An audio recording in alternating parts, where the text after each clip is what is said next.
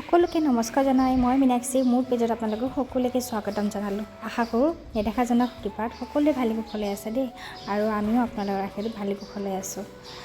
আজি মই ৰাতিপুৱা ব্ৰেকফাষ্টত বনাইছিলোঁ আলু আৰু পিঠাগুড়িৰ ডোচা। বিশ্বাস কৰক, খাবলৈ ইমান বেছিয়ে টেষ্টি লাগে ন। যোনে খাই পোৱা নাই তেওঁলোকৰ বাবে এই ৰেচিপিটো, আৰু যোনে নাজানে তেওঁলোকৰ বাবে। প্ৰথমে দেখিছেনে, দুটা আলু মই ভালদৰে কাটি ধুই পিনি লৈ লৈছোঁ। মিক্সি জাৰত দি দিছোঁ, তাত দিলোঁ দুটা জলকীয়া আৰু অকণমান আদা টেষ্টৰ কাৰণে।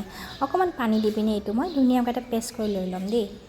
অকণমান চুজিও দিব পাৰে, মোৰ তাত চুজি নাছিলে কাৰণে মই দিয়া নাই, তেতিয়া আৰু বেছি মচমচীয়া হয়। এইখিনি মই ধুনীয়াকৈ আলু পেষ্ট কৰি লোৱাৰ পিছত ইয়াতে মই দি দিলোঁ 2 কাপ চাউলৰ গুড়ি। সেইখিনি দি পিনি মই ভালদৰে লৰাই লৈছোঁ। তাত দিলোঁ 1 চামুচ নিমখ, গোটা জিৰা, কাটি লোৱা পিঁয়াজ আৰু বেলেগ কেপচিকাম জলকীয়া থাকিলে দিব পাৰে, কিন্তু মই নাই দিয়া, মনেও খাব যে সেইকাৰণে। এনেকৈ মই এটা মিশ্ৰণ বনাই লৈছোঁ। দেখিছেনে, বেছি পাতলো নকৰিব, বেছি ডাঠো নকৰিব। তাৰ কাৰণে চাটনি খাবৰ কাৰণে মই লৈছোঁ বুটৰ দাইল, বিলাহী, পিঁয়াজ, বাদাম, শুকান জলকীয়া এনেকৈ এটা ভাজি কৰি লৈ পিনে মই পেষ্ট কৰি ল'ম। এইটো চাটনি বনাইছোঁ। তাৰ কাৰণে অকণমান জলকীয়া ভাৱ আহিবৰ কাৰণে শুকান জলকীয়া অকণমান ছটিয়াই দিছোঁ দেই। তাৰপিছত তাৱাখনত ভালদৰে তেল দিছোঁ। অকণমান তেল দি পিনে ধুনীয়াকৈ চব পিনে লেটিয়াই দিছোঁ।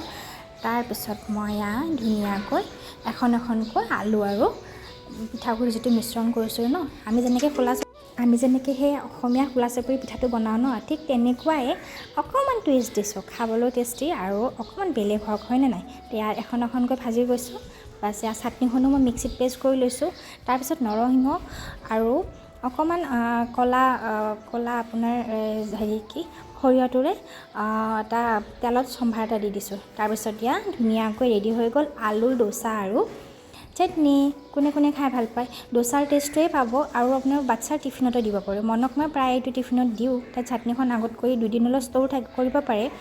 এয়া লৈ লৈছোঁ, মানে দি দিলোঁ সৰু মাইনাক খাব না, আনপিনে মই ধুনীয়াকৈ বনাই লৈছোঁ। আজিলৈ খাওক, আন এটা ভিডিঅ'ত লগ পাম। Bye bye. সকলো ভালে থাকিব, সুস্থ থাকিব।